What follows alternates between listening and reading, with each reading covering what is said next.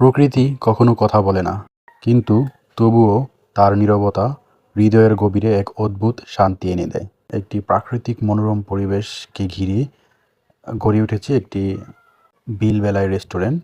এটি ঢাকার খুবই সন্নিকটে প্রাকৃতিক পরিবেশে জনমানবশূন্য একটি পরিবেশ। আশেপাশে কাছাকাছি কোনো জনবসতি না থাকায় স্থানটি সম্পূর্ণ প্রাকৃতিক পরিবেশে।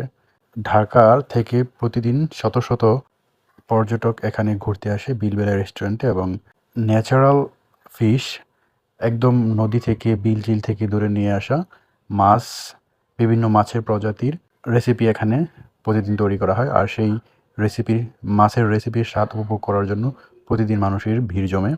আমরা নরসিংদী থেকে চলে এসেছি গাজীপুরের কালীগঞ্জ উপজেলার বক্তারপুর গ্রামে। ঢাকা থেকে ৩০০ ফিট হয়ে কাঞ্চন ব্রিজের খুবই সন্নিকটে স্থানটি হওয়ায় এই স্থানটি অত্যন্ত জনপ্রিয় দুপুরে লাঞ্চ করার জন্য।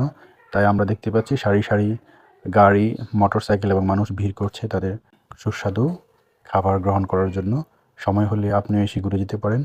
এখানকার খাবারের মান অত্যন্ত ভালো।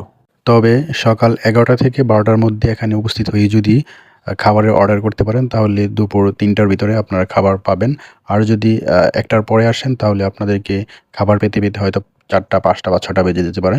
কারণ প্রচণ্ড ভিড় হওয়াতে রেস্টুরেন্ট কর্তৃপক্ষকে প্রতিনিয়ত নতুন নতুন রেসিপির খাবার রান্না করে দর্শনার্থীদেরকে পরিবেশন করতে হচ্ছে। এমনকি আপনি দেরি করে গেলে অনেক রেসিপি হয়তো মিস করবেন। সুতরাং ঢাকা থেকে সন্নিকটে এরকম প্রাকৃতিক পরিবেশ, মনোরম পরিবেশ উপভোগ করুন এবং দেশি তাজা মাছের স্বাদ উপভোগ করতে চলে আসুন এই বিলবেলায় রেস্টুরেন্টে। ধন্যবাদ সবাইকে।